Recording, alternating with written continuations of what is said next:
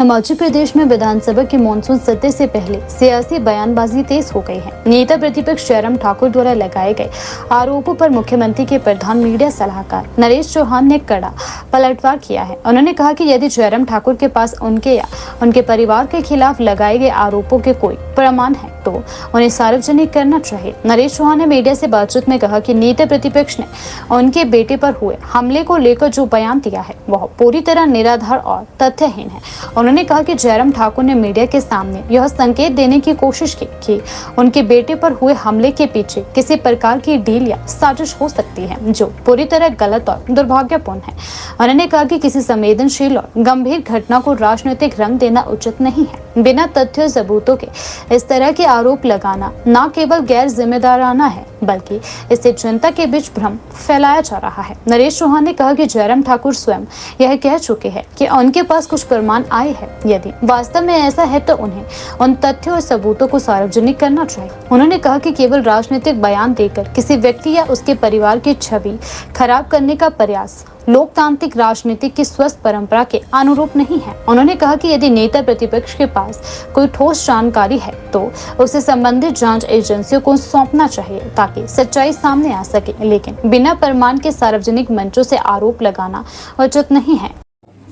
आप लोगों से मिलने का था, उसके पीछे सबसे बड़ा कारण ये था कि मैं कुछ बात आप लोगों के माध्यम से साझा करना चाहता था। मेरे ख्याल फ्राइडे को या सैटरडे को शिमला में जो विपक्ष के नेता है माननीय जयराम ठाकुर जी ने एक प्रेस वार्ता के दौरान एक जिक्र किया जिसमें मेरे बारे में उन्होंने बात की। जो मुझे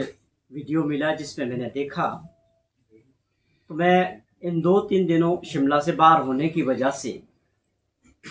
कल मैं पहुंचा हूं लेट। आज मैंने सोचा कि मैं आप लोगों के जरिए उस बात को जो माननीय ठाकुर जयराम जी ने जिसमें जिक्र किया कि भाई जो मीडिया के एडवाइजर हैं माननीय मुख्यमंत्री जी के, उन्होंने कहा कि कोई डील हुई है, कोई बहुत बड़ी डील है और मैं जानता हूं कि क्यों मेरे बेटे पे, उन्होंने कहा कि मेरे बेटे पे जो जानलेवा हमला हुआ या किडनैपिंग का जो अटेम्प्ट हुआ था, उन्होंने उसको साथ भी जोड़ा और इसका भी जिक्र किया कि मेरे बेटे पे जो अटैक हुआ है वो इसलिए हुआ है कि कोई डील हुई है, उससे उसको जोड़ने का पूर्व मुख्यमंत्री जी ने ऐसी बात कही। पहली बात। दूसरी बात, उन्होंने कहा कि एक डील हुई है जिसमें उन्होंने और भी बात किया और एक बात उन्होंने कही है कि भाई मेरे पास डॉक्यूमेंट्री प्रूफ आ चुके हैं सारे।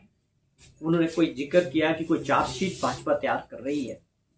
और हमारे पास सारे तरह के डॉक्यूमेंट्स और जानकारी आ चुकी है। और तीसरी बात, मेरे प्रोफेशन को लेके, मेरे काम करने को लेके भी उन्होंने बात कही है। उस वीडियो में मैंने जो खुद देखा है कि वो अभी भी काम करते हैं। उनका कहने का मतलब ये था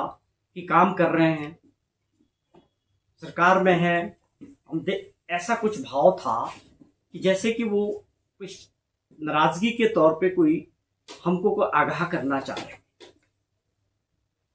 मुझे 2003 से कांग्रेस पार्टी ने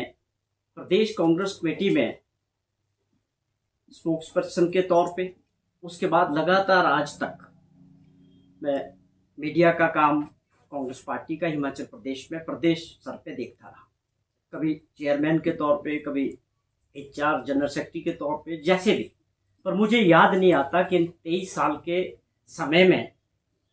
मैंने जब भी कोई बात पार्टी के मुद्दों को लेके की होगी, आप लोगों के माध्यम से, प्रिंट मीडिया हो, सोशल मीडिया हो, इलेक्ट्रॉनिक्स मीडिया हो, लेकिन कभी भी मुझे याद नहीं आता कि मैंने कभी किसी व्यक्ति के विशेष के प्रति कभी कोई टिप्पणी, पर्सनल कभी बात कही हो। मैं इस बात को लेके बड़ा श्योर हूँ कि कभी ऐसी कोई बात इन 23 सालों में नहीं हुई। हम जरूर है जो बात करते हैं, जो हमारा को पार्टी ने काम दिया है, पार्टी के लिए, पार्टी के सिपाही हैं और पार्टी की नीतियों के लेकर, कार्यक्रमों को लेकर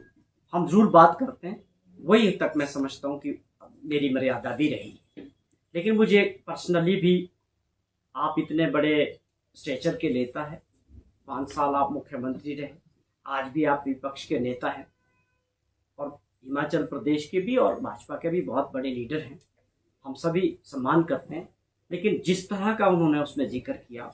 तो मुझे लगा कि ये बहुत ज़रूरी है कि आप लोगों के माध्यम से, और मैं उनसे ये रिक्वेस्ट करता हूँ कि जो बातें उन्होंने मेरे संदर्भ में कही, उस डील का जो जिक्र किया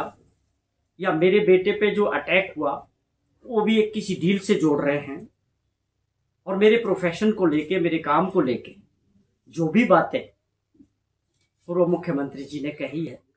मेरी उनसे यही प्रार्थना है आप लोगों के माध्यम से भी कि आप जब भी दोबारा उनसे मिलना आपका अक्सर होता है, कि मेरी ये रिक्वेस्ट है कि आप उस डील के भी और उस कारण के भी सारी जानकारी और सारे डॉक्यूमेंट्स आप लोगों के माध्यम से भी पब्लिक डोमेन में और मुझे भी इसको देने का कष्ट करें, और पूरे हिमाचल प्रदेश के लोगों को भी बताने का कष्ट करें कि कौन सी ऐसी वो डील है जिसका आप जिक्र कर रहे हैं। पहले भी बहुत कुछ लोगों ने इसका जिक्र किया था, लेकिन आज प्रदेश के इतने बड़े नेता ने इसका जिक्र किया तो मैंने समझा कि इसको ज़रूरी है कि जब कोई चीज़ इतनी पर्सनल हो जाए, बच्चों तक बात आ जाए, इतने बड़े नेता बच्चों की बात करने लग जाए, तो मुझे दुख तो था ही, पर मेरा ये फर्ज भी बनता है कि मैं उनसे प्रार्थना करूं कि आप ये सारी जानकारी प्रदेश के लोगों के सामने रखें विद डॉक्यूमेंट्री प्रूफ